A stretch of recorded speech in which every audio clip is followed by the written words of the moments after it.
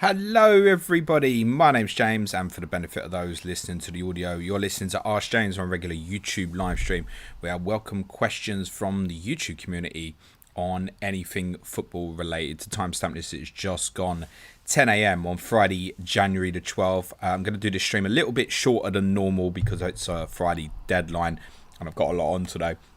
So I'm going to answer questions up till 10:45, so for the next 40 minutes or so, and whatever is the last question I get to as per 10:45, that's what I will cover. If you're in the chat, nice to see you. Get your questions in. I'll answer in order of submission as per usual. Anything that's kind of repeat similar, I may well skip. For the avoidance of... I can't think of the right word. I was going to say credibility. That's not right. Transparency. That's the word I'm looking for. I'm likely to be buying Cole Palmer and Phil Foden today for Mohamed Salah and Heung-min Son. I am going to give a little bit of thought later today towards a potential -4 that would be Alejandro Garnacho for Jared Bowen.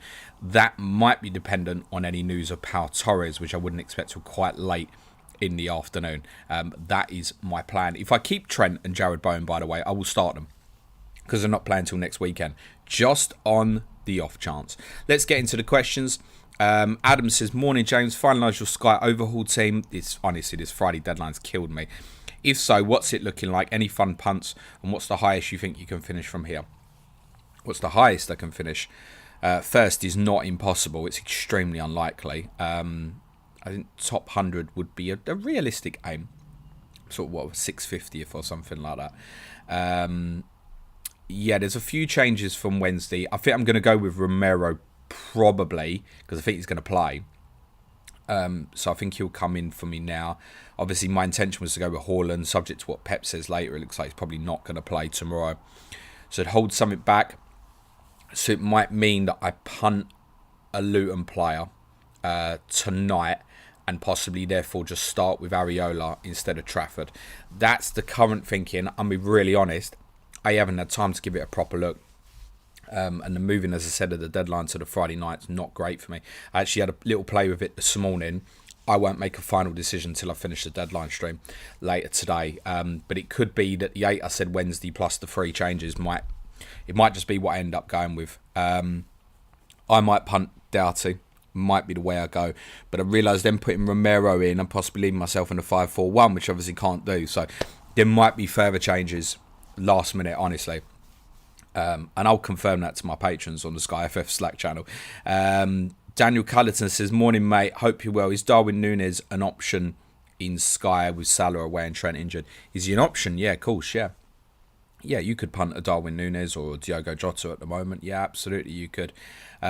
With Sky as opposed to FPL, these players are far riskier in Sky because of the lack of any cover. But these guys are probably going to get minutes, but you do want confirmed starters in Sky, and generally speaking, that's what we'd recommend. So VVD is what the majority are going to go with for Liverpool. Daniel says, do any players spring to mind when you think of best Spurs free signings of all time? Free signings? Oh gosh, free signing. Edgar Davids, I think was a free transfer. I want to say changed the psyche of the club quite importantly. Brought a winning mentality to a very young group of players. So off the top of my head, I'm gonna say that. Atala Mansour says, hello James. Says excellent work this week. Since it's nearly impossible to have all of Trent, Salah and Haaland back in terms of money for double game week 25. Which two do you prefer? Why is it impossible, mate? My intention will be to have all 3. Why is it impossible? And I'll be doing that with... I've got a plan in place that involves 3 transfers, no hits, unless I take that hit today. But either way, that Garnacho is part of my plan moving forward, even if I don't do it today. So it doesn't change a lot. It's just whether I want to go early on it. Why is it not possible to have all 3, mate? Start making the plan to get all 3 would be the advice, honestly. In terms of which 2 would I prefer, well, Salah, Haaland are the 2 that can kill the most, mate. So, my friend Tom Glover's in says, first choice back 4 for Spurs. Timo Werner debut. The Sancho loan hanging over Old Trafford as a symbol of everything that's wrong at United. Will a big Spurs win spell the end for Ten Hag? I spoke about this on one of the pods last week, that I said that I thought if we went there and played really well and won, and United were looking at Tottenham's philosophy and the way they played and going like, yeah, we want to be like that, then yeah, with the break, it could well be that it would be the end. Yeah, as I've said that previously. And I know you don't understand why I think United might win. I just think we're going to be one player short, mate, in terms of the midfield area. I worry about the creativity a little bit on Sunday. And I think United, if they go back to kind of the old school Ollie ball, as I discussed yesterday, I think could still do us real damage on the counter. If Romero and Van der Ven both play, then that's obviously going to be a huge plus. But I still think with the midfield and the front three we'll have, we might be a little bit light of something. That's my take. And I think we might dominate the game and still get beat. That's kind of how I foresee it at the moment. Lord Officus, hello my friend, says, morning James, hope you're well. Need to bench one of Darwin Núñez, Richarlison. Well, you are in a better position this week than everybody else, mate. Jeez. The sensible answer here is Núñez, because we know that Richarlison will start. And it just comes down to that, I think. I think Liverpool will have a difficult game at Bournemouth. They need Dominic Szoboszlai back fit, I think, which he probably will be. That's difficult to foresee as it's a week away in terms of how that might play out. So I think right in front of you, go with a player that's got the game this weekend. There's plenty that do think Tottenham will win this weekend. I know that we're capable, so yeah, probably he's played Richarlison. Tom said, Alex Ferguson famously said, lads, it's Tottenham. What do you think Pep says when City play Spurs? Probably the same thing. Lads, it's Tottenham, and just adds on in a bracket, please score. So I'm sure we'll see a lot of that rehashed clip from the summer. He said all he wanted to do this season was score at Tottenham. Well, he's got 2 opportunities to do it now this season, so surely they'll get that monkey off their back. By the way, I'm pretty pleased that the game's on a Friday night. Obviously, both teams have got a long rest before the tie comes around. But I think for us, it's quite important in terms of game week 22 and 23. Because we play Brentford on the Wednesday night and then Everton the Saturday lunchtime. Sorry, by the way, guys, no deadline stream game week 23. I'll be at Goodison Park. So to have that little spacing from the City game the Friday night to the Brentford Wednesday, I think is quite useful for us, actually. Ridgers Avdo says, hey, James, if Pep confirms Haaland starting, worth going -8 for him? Nah, probably not. I mean, look, let's put it this way anyway. He isn't going to confirm that he's starting. He might confirm that he's in the squad. He ain't going to confirm that he's starting. It's near a certainty, so I think it's a no, mate. Vish says, should we still keep funds back for Haaland even though the news is 50-50 at best? Is it not optimal to have unused funds? Yep, but you need to think about how you're getting back, right? So let's take the example and you go, right, yeah, shit, I'm going to spend the money. Right, well, it's going to cost you at least a -4 if you want to get him the game with 22. So this is where I think those who play Sky Fantasy Football will probably do quite well in FPL over this period. It's the plan ahead and knowing that's my planned transfer for 22, that's my planned transfer for 24, etc.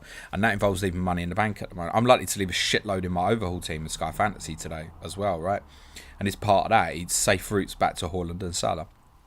So, no. I mean, look, if Haaland was ruled out for another month and he's going to miss 4 or 5 game weeks, sure, spend that money. But in terms of not optimal, the thing with that is you can say it's a bad example because of midfield players, right? But would you go and not get Cole Palmer because he's cheap and I can spend the money, it's not optimal? Well, no. Optimal will probably tell you go and have Cole Palmer if you don't have, right? German Whelan says, morning James, doing Salah to Palmer this week. Locked in. He's taking Bowen out. Worth it for -4. Well, I can't really answer that, my friend, because as a covered, I've not 100% decided for myself, and it might be a chain off of Pau Torres being my only cover for this week that might push me to say, yeah, let's do this. Let's take him out. Bowen is going to be a sacrifice for me anyway, as part of my future plan and future moves. So I don't mind moving him on. You know, United in 23, Arsenal 24 is not the best too. I realise there's a cluster up until FA Cup quarter-final weekend in game week 29. Like, his fixtures are largely pretty good. But he was always likely to be a sacrifice for me in any case, unfortunately. So I can't answer the question because I haven't decided for myself. I would suspect for most people, the answer's probably no. But it is very subject to the rest of your squad. It's not a straightforward, like if you're sitting there and I've still got Trent, Salah, Son, is Bowen worth a -4 to get rid? Probably, yeah. If you've got, I would say, one decent cover this week, it's probably not, because there's every chance to be back for 22. And I wouldn't say, he's not completely ruled out with certainty for next week yet. Rodrigo Bentancur wasn't going to be back for till February for Tottenham. I saw him return 2 weeks ago. So, could a player who's really important, like Jared Bowen, suddenly be back for Sheffield United next week? I am aware of that as well. So, I think for most people, it's probably a no. Murphy says, hi James, who to have first bench out on Mubama and Cash? Yes, it's that bad. I'm starting Trent just in case he's back early. Does Mubama have a chance to start with all of West Ham's absentees? Yes, he definitely does. I think there's every chance he probably will play, mate. Yeah. And we can't look at Matty Cash and call that a certainty. I think, to be honest, probably Ezri Konsa will play right back, I would have thought. I think Leon Bailey will play, so Matty Cash probably doesn't start either. So yeah, I probably would chance it with Mubama, mate. Daniel, is it 4.2 or something ridiculous, isn't he? It'd be very short term in any case. I wouldn't advise people steam in now.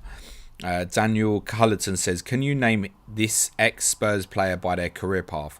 Tottenham, Newcastle, Birmingham. Tottenham, Newcastle, Birmingham.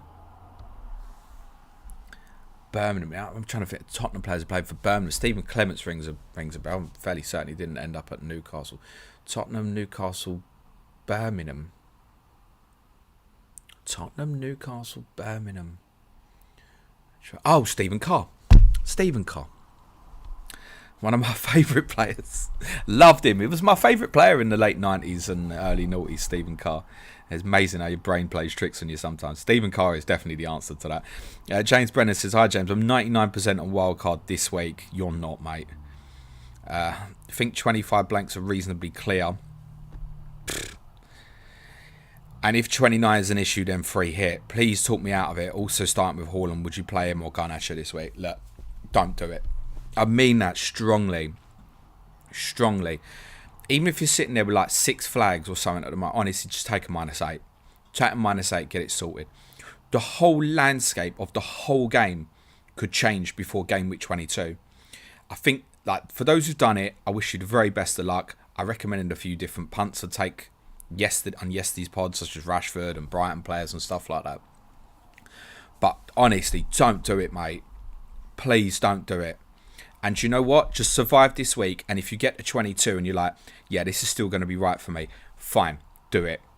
The whole landscape of the whole game and the whole outlook for all future game weeks that could involve a blank or double game week could change dramatically in the next 2 weeks before game week 22. I'd literally, for anybody who hasn't done it and is considering it, I'd actually beg you not to do it. Honestly, really, really don't do it. And do you know what? Exactly as I said, if the outlook is the way that it's expected and it still looks exactly the same going into 22 and you've got your information on doubles, blanks, etc., crack on, do it. Just survive this week. Remember, so many people have got problems this week.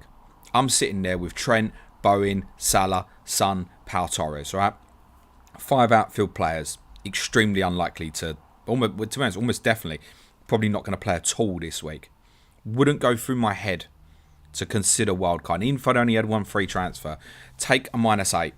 Absolutely do not wildcard if you're still sitting there and thinking about it. So I want to talk you off the ledge, mate. And do you know what? If that's wrong, fine. But I really think that you should wait at least one more week. So I feel strongly about that. As always, play it your way, right? If you really truly feel, and I can't see your team, that it's truly right for you, I don't know, you're sitting there with 10 flags or something.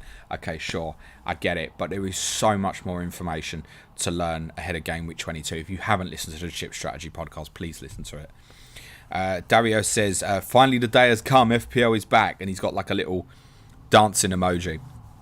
Vish says, will Doku nail down his place on the left, assuming he's close to being back to full fitness? Will Bernardo retain his good minutes too? Yeah, Bernardo Silva will see plenty of minutes. Might be in a deeper role, but he'll see plenty of minutes. Jeremy Doku, yeah. I mean, I think he'll probably play regularly enough for you to ask a question, which is, it's like it's not written, and I appreciate it's not. Like, Is he nailed? Kind of. Well, no, he's not. He's going to be in competition primarily with Jack Grealish, isn't he? So I think you can see what I can see. FPL Andy, sorry, excuse me, says, morning James. Worth it to bring in Foden for Son and bench Gordon, or start Gordon and roll? Yeah, I mean, I don't mind that. It's a massive blow this morning. The report seems to suggest Joel Linton's going to be out till probably about March, which is a huge blow for them, because I think even watching the game against Sunderland last week, and I know it's a championship team, but you remember the importance of his physicality and power in that area. Newcastle looks so much stronger with him. And he's arguably the worst player they could have lost, I think, for a period of time. That's a real problem. But that doesn't particularly take away from Gordon's potential in terms of space, counter-attacking against City. He's got an extremely good home record. I don't mind you starting Anthony Gordon. If you want to wait a week, fine. I think what you'd have to consider is, think about your future moves and ask yourself this. If Foden returns this week, and then it's Burnley at home next, how badly are the people that not got him going to steam into him ahead of 22? I thought about this because the three players that, as I already said, that were really under consideration for me were Palmer, Garnacho and Foden. And he's thinking about it and like almost which one can I wait longest for? Well, on the face of it, it's probably Garnacho, but it was also considering, well, maybe I might not want Foden. Maybe Bowen will be back for 22. Maybe that holds the money better for me. But it is part that, thinking about, what if Foden does really well this weekend? He's probably going to be near enough the most bought player going in the game with 22. Now, I don't know your plan and how that might affect things. Maybe you don't care, right? But you don't want to be making early transfers going in a game with 22, again, because the information is so important. And to reiterate, there's nothing wrong with early transfers. There's a right time and a wrong time. And I would say that generally for nearly all of us, it will be a wrong time to be making early transfers ahead of game week 22 with what we can learn over that period. So I think it's probably, get Foden in. I think probably. Gaurav Ranjan says, hi James, torn when to use free hit. 25 is tempting, but would miss Salah and Trent for 24. Burnley and 26 Forest viable. It will feel like the easiest way to get Liverpool City players in, and you can obviously, if they both double, and you can obviously throw in players like Tony, for example, Alfie Doughty, Doughty and other Luton players, not that you'd be desperate from, would cause you a 26 problem if you naturally go and buy them. So I get it. We discussed this on the Chip Pod, that it might be something that people want to consider. What you've got to weigh up, though, is what comes afterwards. And I don't think we can definitively answer it till the FA Cup fourth round's gone, as said, because then we can have a real projected look at what game week 29 probably will look like. And at the moment, there's too many unknowns there. So, and what's important about that is understand whether you'll work through to 29 or perhaps free hit in 29. Also consider what I said about 34 and 37, and the fact that, yes, there'll be double game weeks in both of those weeks, but it's, for the majority of teams, they're not going to double in both. They're going to double in one or the other. So you probably want two different sets of teams. So I think when you look at 25 and you consider other things such as Arsenal go to Burnley, Villa go to Fulham, Tottenham have Wolves at home, Newcastle have Bournemouth at home, Manchester United go to Luton, Brighton go to Sheffield United, West Ham go to Nottingham Forest, we should remember that in game week 25, the majority of teams who have singles from the expected top 10, basically they've all got good fixtures except Chelsea. And if Chelsea are going to blank in game week 26, then there's every reason to say at the point of 25, you sell your Chelsea players to potentially get a couple of enabling doublers maybe. So for me, it's a probable no. I can't promise that I won't do it. It's extremely unlikely for me that I would do it. And I think just look at the bigger picture would be really important to emphasise at this stage. And kind of what you're saying, right? Burnley 24, it's Forest 27, isn't it? It's 27 for Liverpool. Factor that on either side that you're going to want Liverpool players for those two games as well. Murphy says, from top to bottom, what order would you prioritise the sales of Salah, Son, Trent and Bowen? Well, I've got all four. So, for me, it's Son first, purely because there's every chance that I don't even want to go back to him. Richarlison's positioning now versus Son's positioning, the impact of Werner coming into the squad, Tottenham getting the players back fit, which you can spin that narrative either way, whether there's pros or cons to that. I know I said after he tore it up against Newcastle, I don't rate Son as an FPL asset, particularly on the left. If he goes back and plays it, I'm not that bothered about getting him back. Maybe Richarlison or Werner will be options for me moving forward that I'm quite happy to consider, for example. And it might be a just don't bother because there's enough good other assets. And there's the blank 26. And it's very unlikely that Chelsea-Tottenham would be brought forward to a double game. It's more likely to be later in the season. So Son first. Then I think Salah, because with him versus the other two, that's the player that's likely to miss the longest amount of time. Bowen, we're projecting back 22-23. It's similar for Trent. Salah is extremely unlikely to be back before 24. So for me, it becomes Son, then Salah, then Bowen over Trent. Why Bowen over Trent?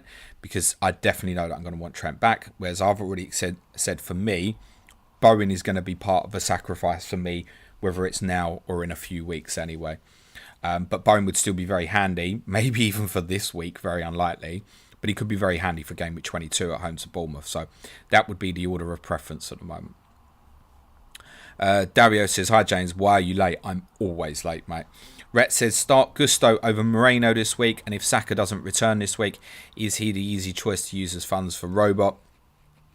Yeah, Saka's likely to be a sacrifice for me as well. It's worth saying and repeating that Arsenal and West Ham are great fixtures heading towards game week 29. But I'm happy to move that on, to be honest. It's not a player I'm desperate to get rid of. I'm captaining him this week as it stands. But it's a player I'd be happy to move on. So, yeah, if Saka becomes an option as part of getting that back, yeah, fine. I think almost even better for 22 rather than for me, it'd probably be later on because you're selling before an away game, then Liverpool, then another away game. Yeah, the timing of moving him might not feel bad if it's specifically for game week 22. On Gusto, yeah, that's a start. I'm not quite sure. I was thinking about this earlier in terms of trying to create the benching dilemmas for the deadline stream, and I'm thinking, what would be the ideal back three this week if you had your choice of all players? And I think it's probably double Arsenal defence plus Gusto would probably be the sort of ideal back three going into this week. So I think for nearly everybody, I'd play Gusto. Now, he did come off very late in the Middlesbrough game. Chelsea are normally pretty open in terms of their injury information. Pochettino did say after the game that there wasn't a problem. They were protecting him, but there wasn't long of the game left, so I'm not sure what they were protecting. But Chelsea will probably be open and honest if he's got a problem today. But if they don't mention him, then yeah, it's a definite start for me, I think. Gurav says, tempted to get Doughty now, else play with Pau Torres with double defence in Martinez. Worth or save considering Doughty blanks in 26? It depends on your team, right? So let's set it to you like this. Let's say you've got Porro Richarlison, you've got Palmer Gusto, you're going to want maybe at least double Liverpool, perhaps treble Liverpool for game week 25. That's 7 players that would potentially be unavailable in game week 26. Doughty's just adding you another problem. And although what we can do here, we can go, Doughty's got a double in 25. That's great. Yeah, cool. That's right. But he actually probably, unless the Bournemouth game was to go in as well, which I don't think will at the moment, then he hasn't actually got any extra fixtures. Sure, you wouldn't have played him at Liverpool in 26 anyway, but he's just another problem, another headache. Now, if you're in a position currently where, I don't know, let's just say you've just got Cole Palmer, don't have any Tottenham, don't have any other Chelsea, then carrying a Doughty with you becomes much easier to manage. So I think it depends on the rest of your squad, Gareth, rather than the specific of just get him or not. Pau Torres, again, we'll hear from Emery later today, but the word on the street is that he's probably not going to be unavailable. He's probably not going to be available. A. Wood says, morning, James. On a human level, I feel sadder with Dyer leaving than I did Kane in the summer. All the vids and comments from him compared to what Harry Kane did just puts Harry Kane in a bad light, in my opinion. Your thoughts? It is interesting that I shed a tear last night, honestly. I'm not ashamed to say that. And I did when Hugo left as well. Same thing. And no, you're right. I didn't about Harry Kane. I think there's also... Harry Kane was such obviously a big story. It was probably a lot of prep for it. Whereas with Hugo and Eric Dyer, most Tottenham fans would have been like, yeah, you got to go. And I'm not saying they shouldn't, right? That's the club has done the right thing. But when it ends, you think, gee, both of them have given great service to the club. I mean, in Hugo's case, 12 years. Eric Dyer's played 365 games for Tottenham. That's mad. Mad. He's in Tottenham's top 25 all-time appearances. And it's easy to think, oh, he's been shit over the last year. And perhaps, people forget. People who've watched my streams regularly will know I always speak about the destabilising illness he had in 2018. It ruined him physically. He missed like 3-4 months of football because of illness. That took him a really long time to recover from. And his position changed quite a bit. But, I mean, in that period, sort of 14 to 2008, it was great. It was great when he had to cover in defence. It was great when he went in midfield. It was great when he went back to centre-back. It was good. It was really, really good for Tottenham. Once he lost the extra yard of pace, it was a problem. Think back to when he played in the holding midfield for Tottenham. And went, he's slow, he can't turn or anything like that. Do you know what I mean? And that's now the big thing now. It's like, he's too slow, etc. No one said he was slow in midfield. He used to dominate for us, particularly in that 15-16 season. So, no, I remember Eric Dyer with a lot of fondness. He's always handled himself incredibly well. Same with Hugo, I think. And yeah, it's quite sad that when it finished, and again, it's the right decision, but when it finished, it's like, I'm a bit sad about that. There are two people there that I've grown to love, right? So, yeah, I understand what you're saying. I don't think it makes it worse. Like, we'd have preferred Harry Kane to stay. It's probably, as well, I was of the opinion that it was probably the right thing to sell Kane to give Ange the start of a new, fresh team. Would Harry Kane have still done well at Tottenham this year? There's no doubt about it. He's world class, right? You can't replace that. You can only be different. But I get your point. I get your sentiment. And yeah, in a weird way, yeah, it was a little bit sad. It doesn't really.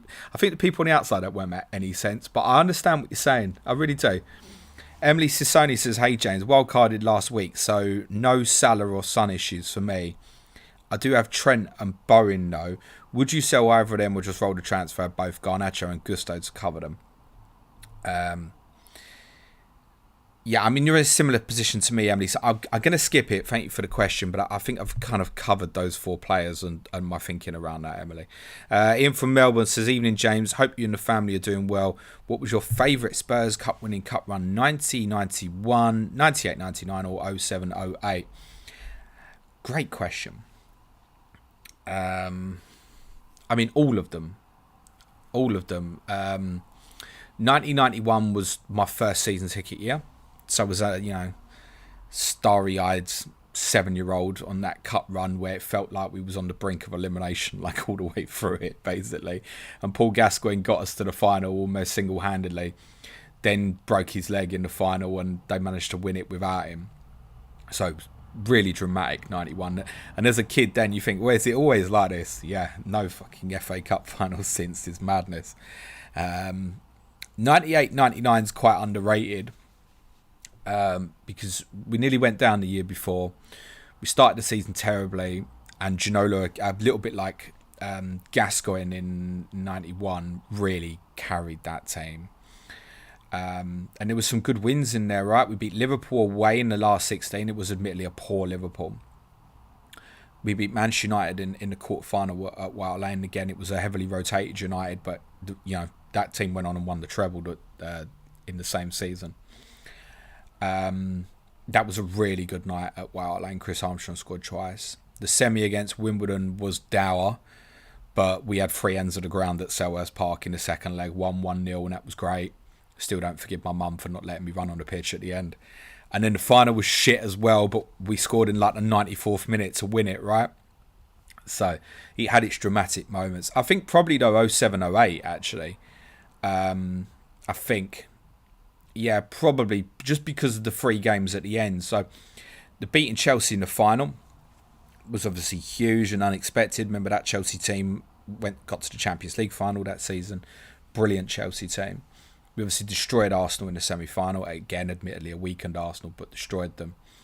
That was great. It's probably my favourite night at White Lane, near enough. And the quarter-final, I was at the Etihad for the quarter-final. Away to Manchester City. Jermaine Defoe scored early, and then Didier Zokora got sent off after about 15 minutes. We won 2-0. Steve Malbronk scored near the end to double the lead, and Berbatov was unbelievable. So what's interesting about that, actually, and reflecting on those 3 cup wins, is they were all largely carried by one individual, Gascoigne, Ginola and Berbatov. With Berbatov, I know there was Robbie Keane as well, but it was largely Berbatov really was by far the outstanding player of that team. And that night at the Etihad, he was a madness. He obviously had to play up front on his own. And his 2 best ever performances for Tottenham, I felt, were in games when we went down to 10 men. It was like a light bulb went off. I've got to work harder. The other game, for record, I've mentioned this in the past, was a league game against Bolton, actually, which he didn't even score in. We won 4-1. He was a joke. They couldn't get near him. And it was similar that night at the Etihad as well. So, yeah, probably the 07-08 one, actually. Chris Hermitage says, "Hi, James. Has much changed with your Sky team since Wednesday? Vicario and Areola seem the most popular keepers at this stage. If no Cunha for 1st of February, would you suggest having Areola for captaincy?"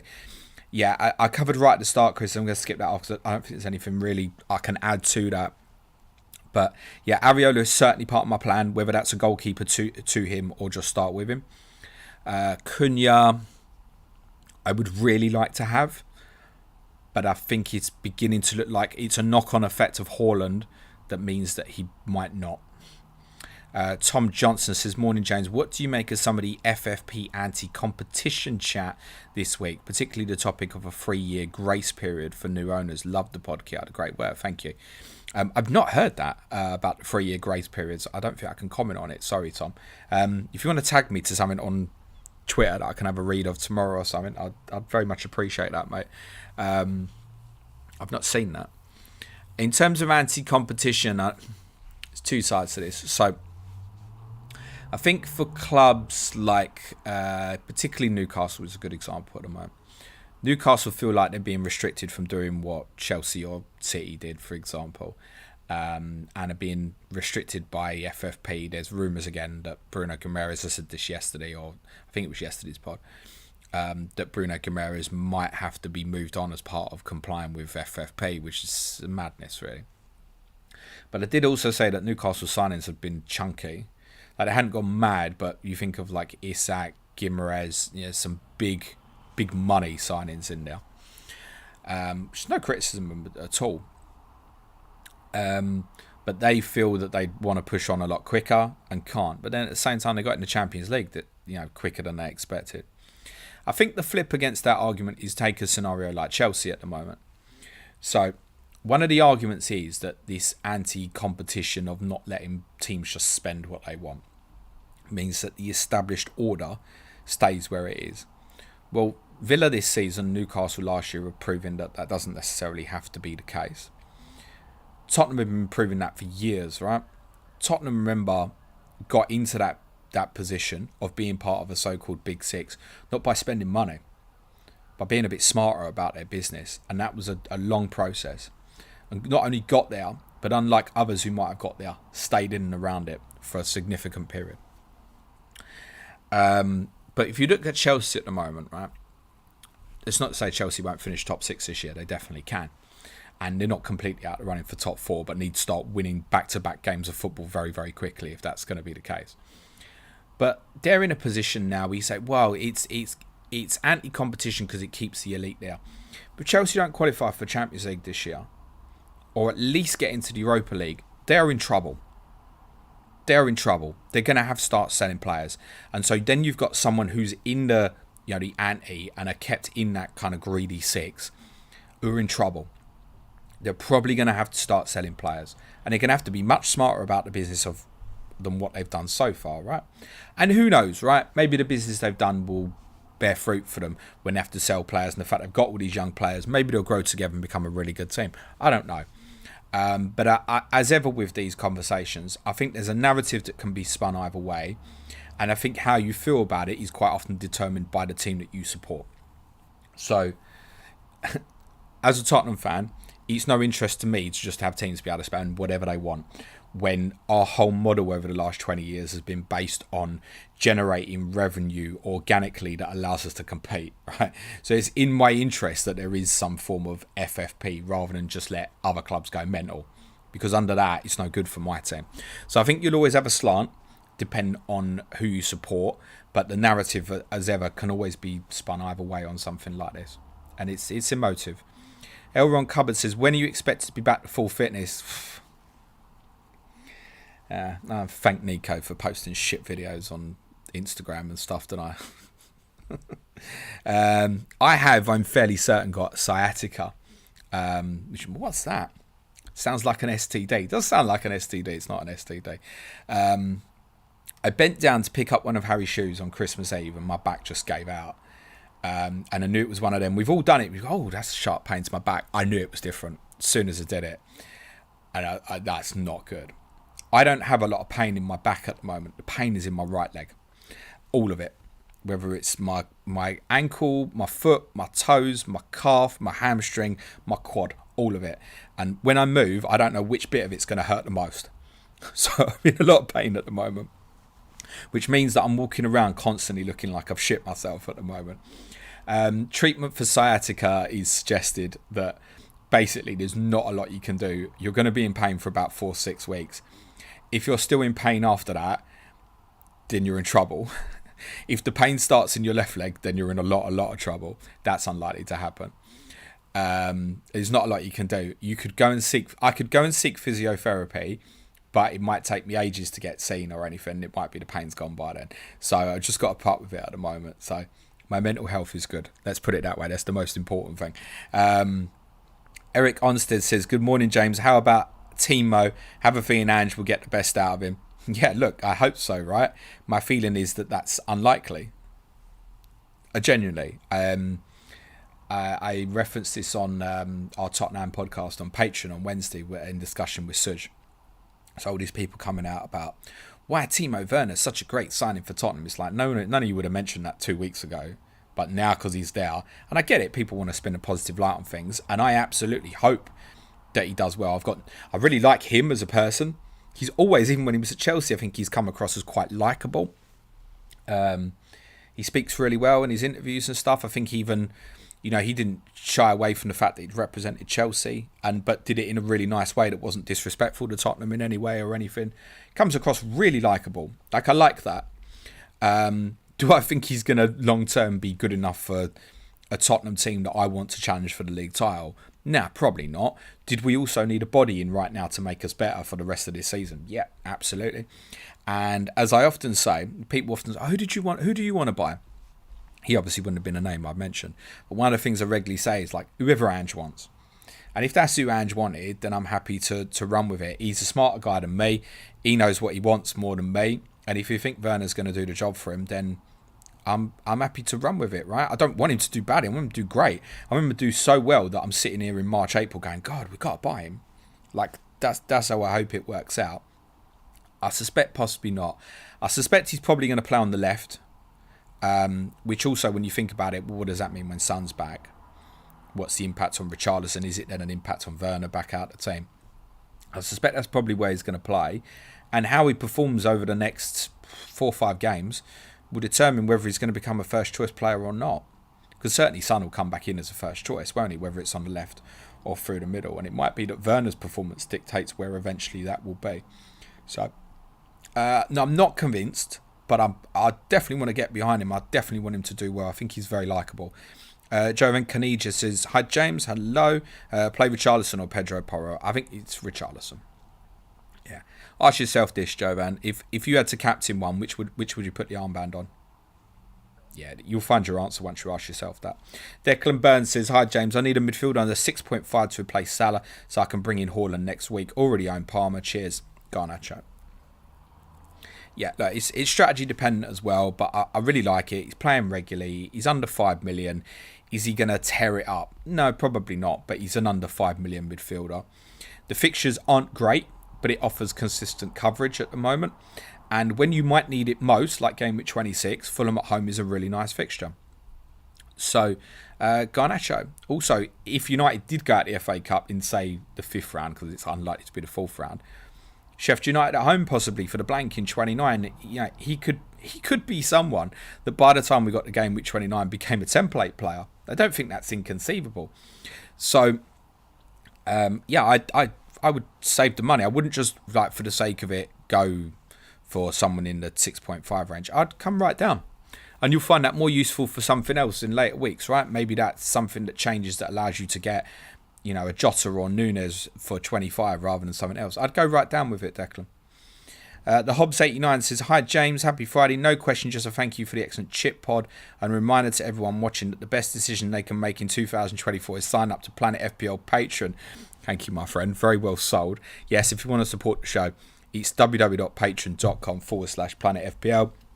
Do it because you want to support the things that we do, or because you want additional content, or if you just want to join our brilliant community, which is just a really, really nice version of the Elon Musk app, with none of the bullshit and horrible people that comes with it. So yeah, if you want to support the show, it's on www.patreon.com/Planet FPL, and it is 10:45 a.m, so that feels like a really good place to end the stream. Because I don't want to overkill, and I know so many, it's just about replacing flag players at the moment, so I don't want to, particularly for those listening to the audio, I don't want to kind of overload with information. What I can say to you though is, obviously we got the TV announcements for the FA Cup 4th round last night. I know that's caused a little bit of a debate. Chelsea Villa kind of being forced to play on the Friday night because of the awkwardness of Chelsea playing Middlesbrough in the League Cup semi-final on the Tuesday, Newcastle having to play in the Premier League on the Saturday afterwards, and playing Fulham, who have to play Liverpool in the Carabao Cup on the Wednesday, and the police not allowing Chelsea and Fulham to both play at home on the same day, meaning that Chelsea Villa has got to be the Friday night because Fulham Newcastle couldn't be the Friday night, and they couldn't put it on the Sunday. Yeah, it's messy because Villa are also playing on the Tuesday. And you think, Jesus, James, did you remember all that? Yes, because it's strategy, right? And when I do the projections on the fixtures and stuff, these things need to be factored into your thinking. It's complicated. With that in mind, the good news was, which is what I'd said earlier this week and was very hopeful for, no Monday night game. That means we will do another chip strategy podcast as long as there isn't a game announced on the Monday, or if they decide to do the FA Cup draw on the Monday, which I don't think they'll do if all the games are going to be on the Sunday. I think they'll do the draw on the Sunday. Means we'll do another chip strategy podcast for you on January the 29th, which is the Monday after the FA Cup 4th round. And it's important we do it on the Monday because the game week 22 deadline is on the Tuesday. But that's the intention. I really appreciate everybody who's fed back and said kind words and shared, etc. From Tuesday's podcast. It's one that I know normally goes down really well. We will have a much better understanding as well on January the 29th, and we'll cover all the stuff that we've covered, but with more information and perhaps a clearer understanding of what our path may be going forward. So that's one to book in for your diaries. That is 17 days away. It's 18 days from now till the game week 22 deadline. As said earlier, I strongly recommend that people don't make early transfers to game week 22. You will find out definitively which teams will blank in game week 26. You may find out when those blankers might double. We may get game week 25 information. We could even get new information like a date for Bournemouth versus Luton, for example. We will also know who goes through in the FA Cup 4th round, and we will know the draw for the 5th round of the FA Cup. That then allows us to accurately project the probability of exactly what game week 29 will look like, and therefore possibly 34 and 37 as well. And there'll only be a couple of days left of the transfer window. Transfers may be made over the next couple of weeks, and players can of course get injured, and form could come into play because form isn't something that lasts forever. There is a lot to learn, guys. Try not to be trigger happy when you find out that Haaland's fit and you don't own him and you need to desperately get him in. Do you know what? He's probably one you could, because you know you'll go there. But even in the case of him, right, he would still have to navigate his fitness issues in an intense FA Cup tie at Tottenham first. I would suggest that we all wait if we can. Right, I'll leave it there, guys. Thank you very much. I know I've not got through as many questions as normal today, but thank you to all of you who have contributed and submitted questions. I wish you the very best of luck for game week 21. For the patrons, your differential show should be available for you, I think, around about 12:30 p.m. For the advanced tier patrons, intermediate plus tier patrons, your team news stream will be at 2 o'clock today. Then I need to go and pick my son up from school.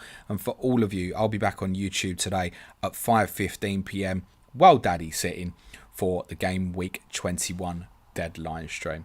Just sees me to say thank you very much, everyone. Smash a like if you're live on the stream. And for the benefit of those on the audio, cue music, please, man child.